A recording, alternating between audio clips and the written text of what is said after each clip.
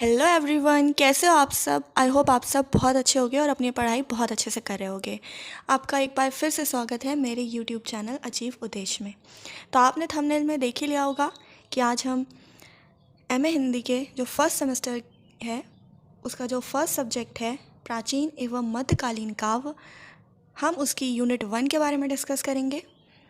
तो उसकी जो यूनिट 1 है वो है आदिकालीन कवि, यानी इसमें आदिकालीन कवियों के बारे में हम पढ़ेंगे।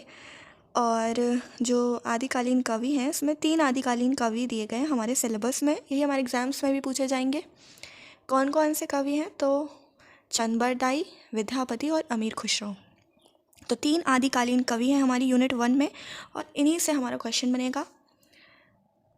तो आज हम PYQ जो है यानी कि प्रीवियस ईयर क्वेश्चन पेपर, उनको मैंने जब फाइंड आउट किया तो मैंने देखा कि इससे अमीर खुसरो से रिलेटेड एक क्वेश्चन पूछा गया है कि अमीर खुसरो का साहित्यिक परिचय दीजिए। ये शॉर्ट आंसर था हमारा, इसमें शॉर्ट आंसर लिखना था।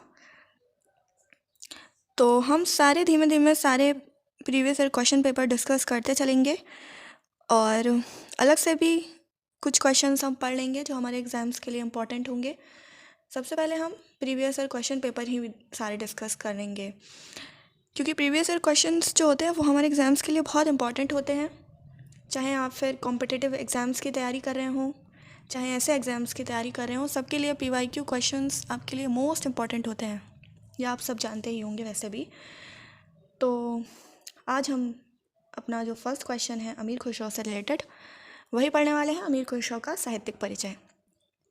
अगर आप PYQ की बात कर रहे हैं यानी कि प्रीवियस ईयर क्वेश्चन पेपर की बात कर रहे हैं, तो इस चैनल पे मैंने शॉर्ट्स में डाला हुआ है ये क्वेश्चन पेपर, जिसमें आपको शॉर्ट क्वेश्चंस में दिख जाएगा अमीर खुसरो का साहित्यिक परिचय दीजिए, ऐसा क्वेश्चन दिया गया है आपके उसमें। चलिए बिना टाइम वेस्ट किए हम इसको डिस्कस करना स्टार्ट करते हैं।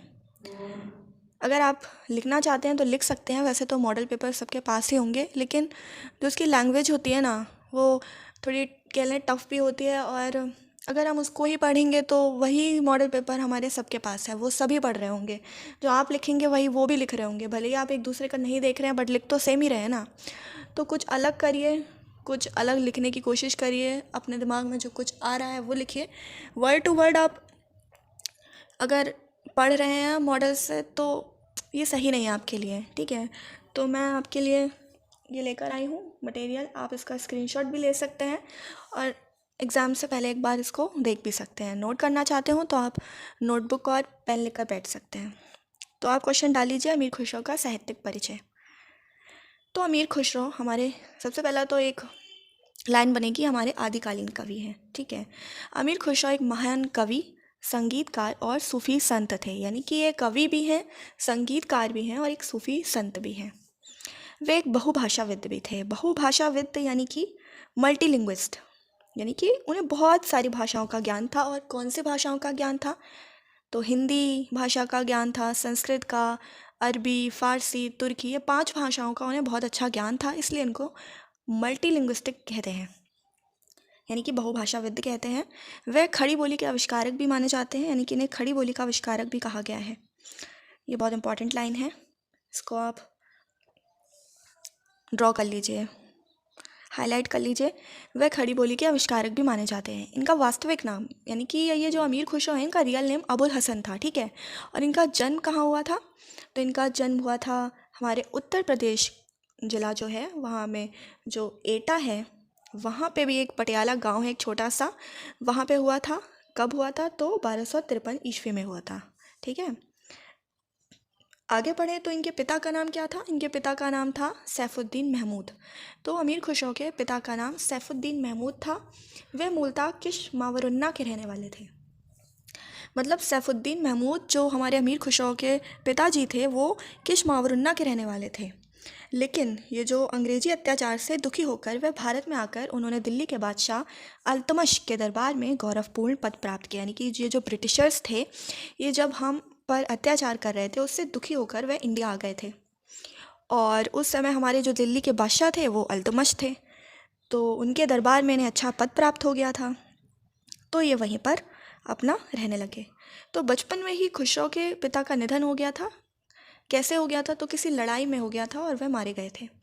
इसके बाद वह जो अमीर खुसरो थे, अब इनके पिता की मृत्यु हो गई तो वह अपने नानी के घर रहने लगे, और नानी के घर में ही इन्होंने ये जो हम पढ़ते हैं ना, मतलब मल्टीलिंग्विस्ट थे, इन्होंने जो भी भाषाएं ग्रहण की वो अपने नानी के यहाँ पर की। कौन कौन सी? हिंदी, संस्कृत, फारसी, अरबी, तुर्की आदि भाषाओं में दक्षता प्राप्त की इन्होंने। अमीर खुसरो के गुरु का नाम क्या था? ये पिता का नाम लिख गया है गलती से। इनके गुरु का नाम था निज़ामुद्दीन औलिया।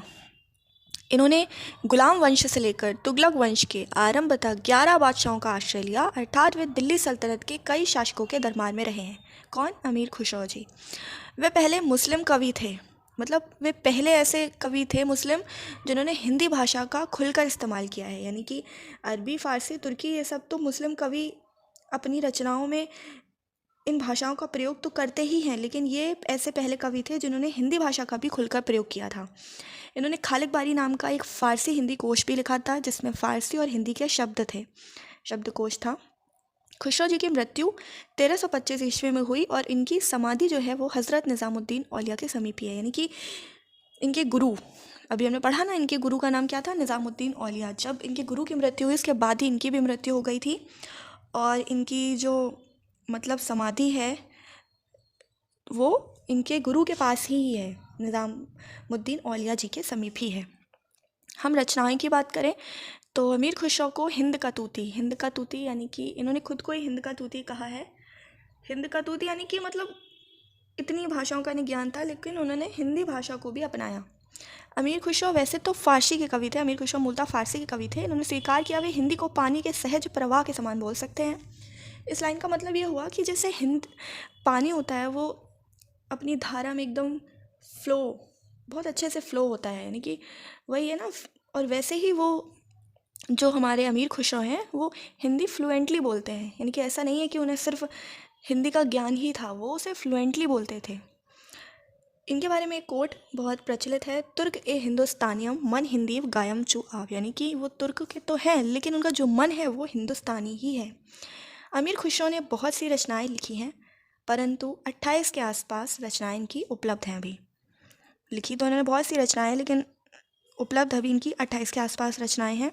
फ़ारसी में इनकी कुछ प्रमुख प्रसिद्ध रचनाएं हैं, इस प्रकार हैं, क्या नाम है उनका? तोहफ़ा हुस्सिग्र, वस्तुल हयात, खिज्रनामा, गर्दुल कमाल, करानू सादैन, खम्स है खुसरो और तारीख़ है अलाई। ये सारी रचनाएं हैं हमारे अमीर खुसरो की। तो यहीं आपका आंसर समाप्त होता है।